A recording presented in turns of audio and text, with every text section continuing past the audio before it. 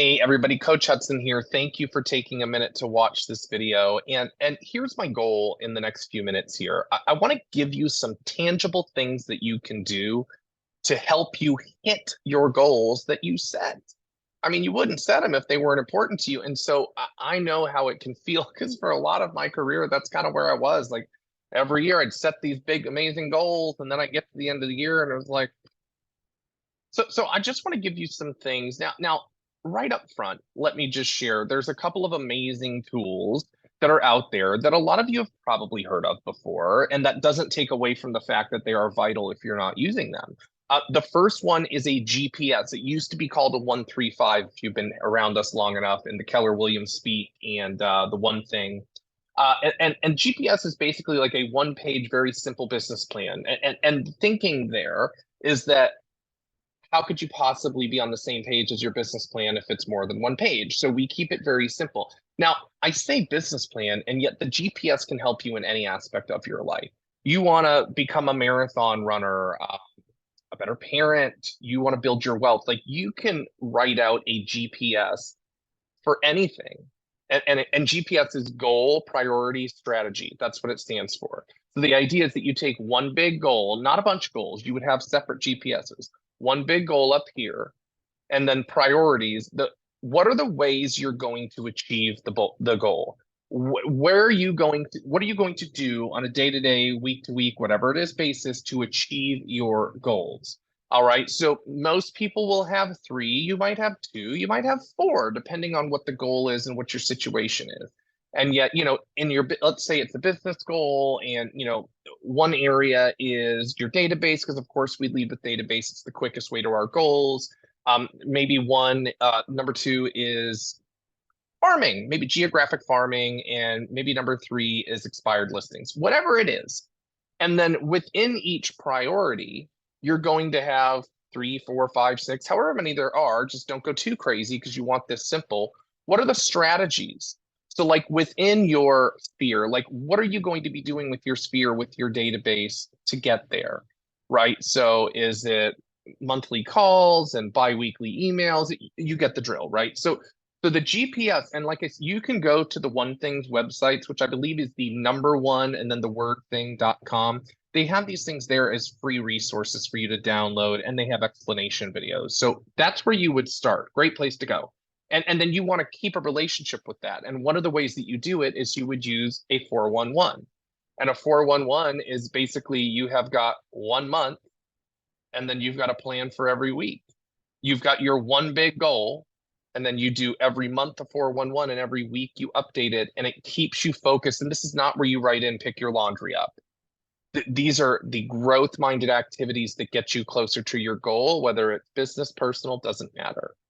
So those are tools that you can go over to the One Thing, and you can get them, and that's easy. That's not the main purpose of this video, because there's classes on these things in your market center and with KWRI, and it's all good. I want to give you some tangible things that you can do once you've got that done. And the first is, and I mentioned it a second ago, you get to have a relationship with these goals. In fact, I really believe, like, there's some words that get a bad rap, and I think obsession is one of them. When I have a goal that's important to me, I am obsessed with it. And in order to be obsessed, you can't do this once and then hope it's going to work by the end of the year. You've got to keep this thing in front of you. You've got to revisit it. What's working? What isn't? Where am I on track? Where am I behind? How do I fix it? This thing has got to be a part of the fabric of your being. And I'll give you a very personal example for me. Years ago, this would have been, oh goodness, I believe probably early 2017, no, maybe like late 2016. I was doing really well at that time. I was making great money. I was still a solo agent, kind of starting to think about a team, and life looked good from the outside in, except it wasn't financially great. I had gotten myself into very extreme debt, and I had a coach at the time, thankfully, who sniffed it out of me. Like I didn't lead with it. He just could hear in my voice that something was not okay.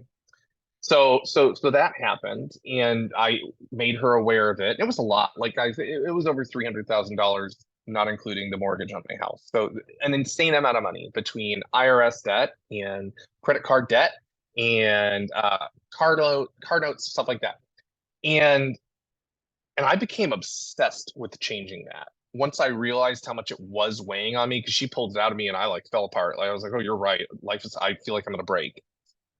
And the way that I got to be debt free was by obsessing over it. I had a spreadsheet created, and I don't even like spreadsheets. I had a spreadsheet created with every single debtor that I had and how much money was owed. And I updated that thing weekly, even though, of course, most of us make payments monthly, because monthly was not cutting it for me. I needed to sit in that pain at least once a week and go through and update every last thing, go on every little website, log in, check it, update it.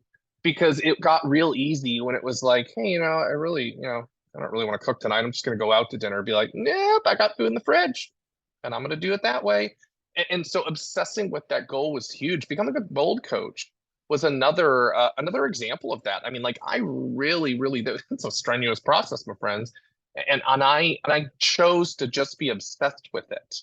Um, so and if you find obsession difficult, so here's another tip for you.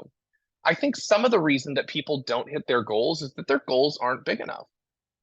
It's actually fairly easy to hit, therefore we put a lot of things off, and by the time it's too late, we put it off too long. So are your goals big enough? Are they making you excited? Are they scaring you a little bit? That's a great goal. So there's something. Be obsessed with the goal. Also, the word goal might be something we should maybe erase a little bit. Do you have goals or do you have commitments?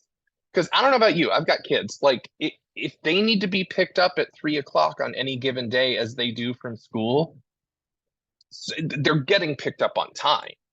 So, and if I can't make it, then that means somebody like there's non-negotiable there. Like it's going to happen because I'm committed to them and to being a good parent. So if you have a tendency of missing your business goals or maybe health goals, wealth goals, like maybe the goal is the problem. Maybe it's time to start looking at these things as commitments and sticking to them. Now, another great way to hit your goals is find an accountability partner. And pro tip, it's not your spouse. I mean, they should be in on the job, don't get me wrong. It's just that your spouse is not the best person to be like, you didn't do that and you said you would do it. It's not fun at home. And yet finding somebody who knows your goals and is willing to support you in making the right decisions to get there.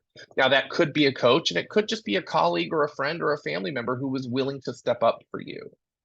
So that's great. So those things alone, I'm telling you, will change everything. You have a real plan. You have a relationship with the plan. You are obsessed with the plan. You are looking at your goals as commitments, not just like dreams with a fancy name on them. Like this is something happening. A lot of people use vision boards, and I think they're great, FYI. I've had a lot of my own dreams come true because of vision boards. However, a lot of people create these fun, cute things with all this stuff, and they don't get specific enough. So there's another thing to look at with your goals. You should know on any given moment exactly where you are in relation to it and what you should be doing. Like it's not talk to more people a day so I can hit my real estate goals. How many people is it? You can figure that out. So what is that? You have a goal this year of buying a new car. Great. I think that's wonderful. What kind of car?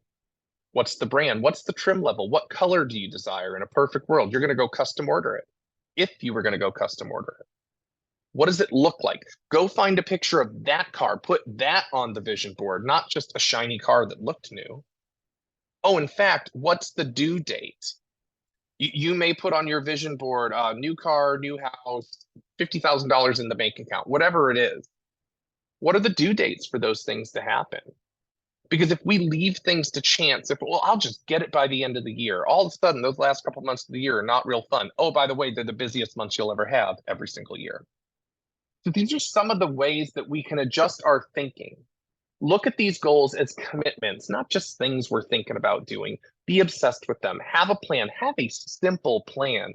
We make things harder than they need to be. We start to do that around our goals, and we will have successful businesses and lives, which is way more important than the business, to be quite frank.